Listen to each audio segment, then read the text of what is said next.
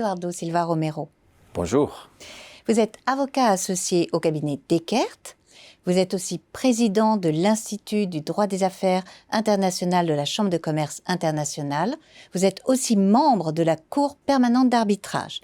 Alors, vous avez écrit dans l'ouvrage sur la juridictionnalisation de la compliance un article avec un point d'interrogation.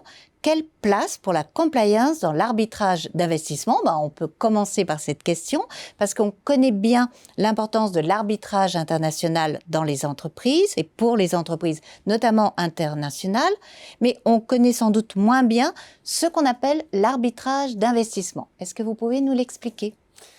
Bien sûr, à côté de l'arbitrage commercial international basé sur un contrat, il y a un arbitrage d'investissement qui est basé, lui, sur un traité, la plupart du temps, de promotion et de protection des investissements, passé entre deux États. L'un des États promet à l'autre État protéger les investisseurs de l'autre État. Et donc, dernièrement, il y a toute une série d'arbitrages par lesquels un investisseur d'un État assigne en justice un État hôte de l'investissement. Parfait. Et donc, dans ces mécanismes qui, j'imagine, donnent lieu à des disputes entre les États et avec une entreprise impliquée, quelle serait donc la place de la compliance? Eh bien, il y a tout un développement de limites à la protection de l'investissement dans ces types d'arbitrage. D'une part, l'investissement doit être licite. Si, par exemple, l'investissement a été fait par moyen des corruptions, cet investissement ne sera pas protégé. Si l'investissement ne respecte pas les droits fondamentaux, cet investissement ne sera pas protégé non plus. Et en plus, il y a également une obligation à la charge des investisseurs de respecter ce qu'on appelle les aspects sociaux des investissements.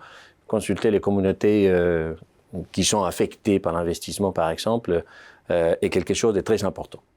Donc, on comprend que même si les entreprises sont directement concernées, mais les valeurs humaines aussi qu'elles portent, c'est un moyen pour les États de revendiquer peut-être ce qui serait leur souveraineté. Vous iriez jusqu'à dire cela?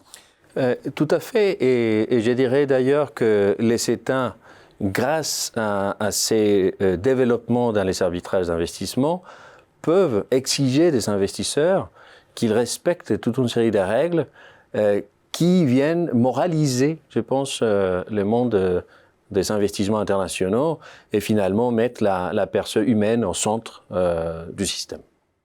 Donc, le droit de la compliance et puis l'arbitrage international, particulièrement dans les contrats d'investissement, ça serait un moyen d'humaniser l'arbitrage international, un moyen de rendre attractif la place de Paris, puisque la Cour internationale d'arbitrage est basée à Paris. Est-ce que vous diriez ça? Absolument. Et la Chambre de commerce internationale est une institution d'ailleurs assez diverse où on promeut l'arbitrage, mais également toutes ces valeurs que les entreprises de nos jours doivent respecter et qu'on appelle compliance de manière généralisée. Donc ça donne très envie de faire de l'arbitrage international, surtout si on apprécie les valeurs de l'État, l'intérêt général.